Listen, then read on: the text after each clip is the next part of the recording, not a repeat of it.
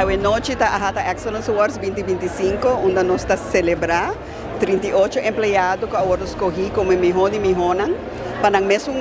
jefe na trabalho, hope que nang também tá na mesmo gente que nata trabalha com neta vota para nang. Então, nós está celebrar a pessoa nang de nossa indústria que está ressaltar como está excelente, como está dedicada ao trabalho, dedicada à gente, dedicada à solução, dedicada ao serviço e dedicada a trazer bom vida para nang mês e trazer boa economia para Aruba. Hoje noite nós estamos começar com a gente chega tem um cocktail party, a gente recebe outro, a gente está contente, orgulhoso. Depois nós temos cena, a gente está welcome, nós temos cena mais bonita para todos. Nós que a pessoa não está guardando honrar hoje sente hobby especial. Nós não está aqui junto com a família, não está aqui junto com a jefe, não está junto com a gente que não está trabalhando com ele e não está dilante o resto da indústria, que é um hobby importante que nós está realizar, que nós está honrando dilante da indústria mesmo. Então, depois de uma cena bonita, e agora nós temos o Ministro de Turismo e Labor, que vai dar alguma palavra na nossa honra, a pessoa que está guardando honra.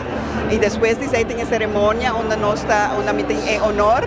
de entregar a bonita award que nós temos com o artista Gilbert Senchi atrás, que agora me por entregar a cada uma das pessoas que nós está honrando. Seguro, um sentido de orgulho, a Ahata Excellence Award, a nossa presidente, seguro para sostener o evento aqui, Ahata, a mostrar liderazgo e compromisso de reconhecer nos gêneros sobre algo que é importante para reconhecer a indústria de turismo, o valor de nos gêneros. Nos gêneros estão que provém experiência, que prende serviço, que desplegar e hospitalidade, que caracterizar Aruba. E hoje noite, 38 nominados, lo vai honrar, reconhecer para a Ahata, para o local que nós desplegar, tem acto de serviço. E não está importante para nós ressaltar que isso aqui é parte integral de nossa visão. O turismo está enfocado para nós e mestre enfocado para nós. O coração de nossa economia é o turismo e esse lomba de turismo da nossa é um momento seguro organizado para a Ahata,